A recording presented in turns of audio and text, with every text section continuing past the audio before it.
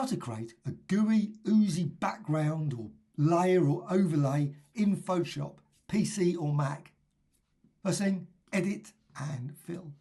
You can fill it with anything. I'm going to go with black, the contents. You could go with grey, blue, etc. Click OK. I'm going to fill it with a very strong light, filter, down to render and lens flare. So lens flare. The default for lens flare always, unfortunately, has this flare coming away from this. I don't want that. I don't want it going close to the edge.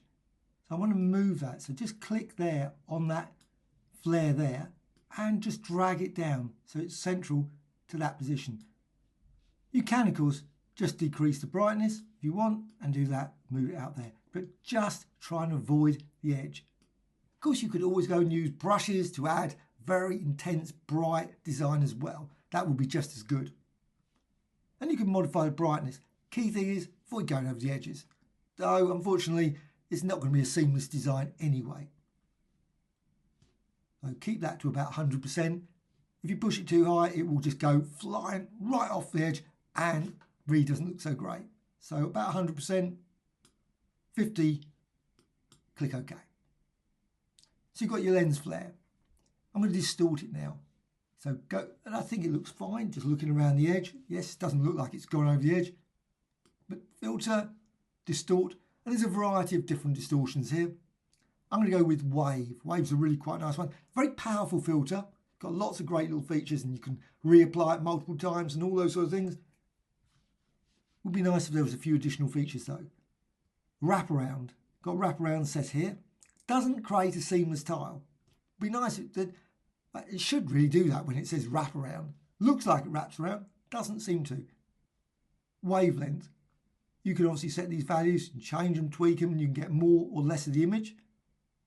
Unfortunately, you can't move it. That would be nice as well. But you can randomize it. So you can click through it and you can see, you know what, that looks great. With sign, I'm not going to change the scale. And again, modify these settings if you want. Click OK. Just get a design, something like this. You could go to filter and play again. And you can see you get another distortion. Or you can undo. I'm going to turn it into a pattern layer. So edit and down to define pattern. So define pattern. If the document's greater than 5,000 by 5,000, you won't be able to define it. It will be blanked out. And you can give it a name. I'm just going to go with pattern and click OK. And you can now see that it's not seamless style by going to layer and new fill layer and pattern. Click OK. I'm not going to give it a name. Just going to click here and presets. And I'm going to select the preset that I've just created. And you can now move it around. You can see straight away. It hasn't really wrapped it around particularly well. Please put in the comments below if you disagree on that one. What you can do, 50%. Or you could do 25%. But you can still continue to move it around, reposition it, change the angle if you want as well. Up to you. Click OK. I'm going to smear it now. I'm going to smear it and I'm going to use one of the filters. So go to layer and flatten image. You could just keep it as a layer. Perfectly reasonable. You could always go back to edit it then. However, I'm going to flatten it. Layer and flatten image. Filter down to Stylize and Oil Paint. And you can apply oil paint a couple of times, 3 or 4 times. I think it's a great, many use it just as a one-click effect. I think it can be used 5 or 6 times. Stylization 9.3, you can put it to 10, set up to 10 as well. There's hardly any difference, very little difference. Leave lighting it off. Click OK, and that just smears it. Now it doesn't get rid of the lines, which is a pity. But filter, oil paint, 3 or 4 times, and the lines get less and less. You can still see them. It's not perfect. Also, go to Image, Adjustments and Levels, or use Auto Tone. I always say Auto Tune, but it's not. That wouldn't be very good.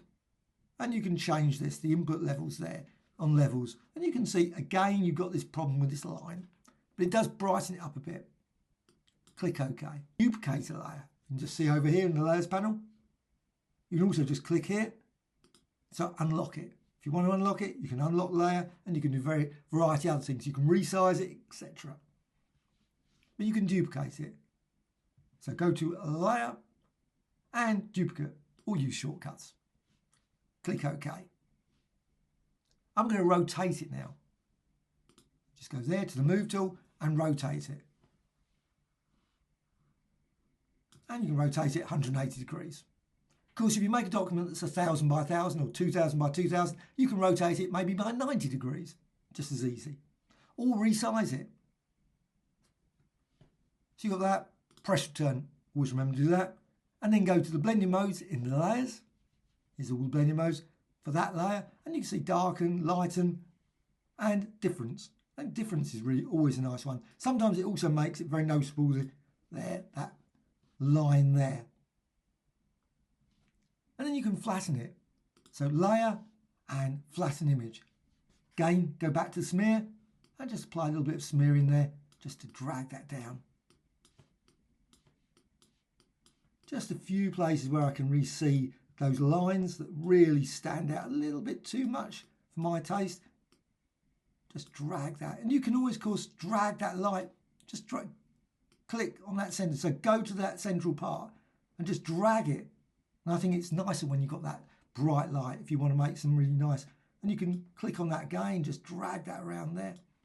Click on that one and drag it. So it really oozes out. And you can go to this one. Ooze it that way. And you can go backwards and forwards and create all kinds of different designs. Now, sometimes you might, if you don't like it, just undo it. That just didn't look very good. Again, just ooze it down that way. And you can always Control Z, Command Z, etc. And you can always go back to image adjustments. Maybe go for levels again, tweak that. Click OK, as well as go to filter and stylize and oil paint to smear it again a couple of times, 3 or 4 times, or 10 times. I really wish there were some more algorithms in that. It would be great if they could actually modify that filter. And there it is, a very smeary, gooey, unusual design. Of course, you could scale it differently. If you went for 25% or 10% for scaling, you get even more intense objects in that design. Hope you found this tutorial of interest. Any questions, please let me know in the comments below. Always great to hear from you. Thank you much.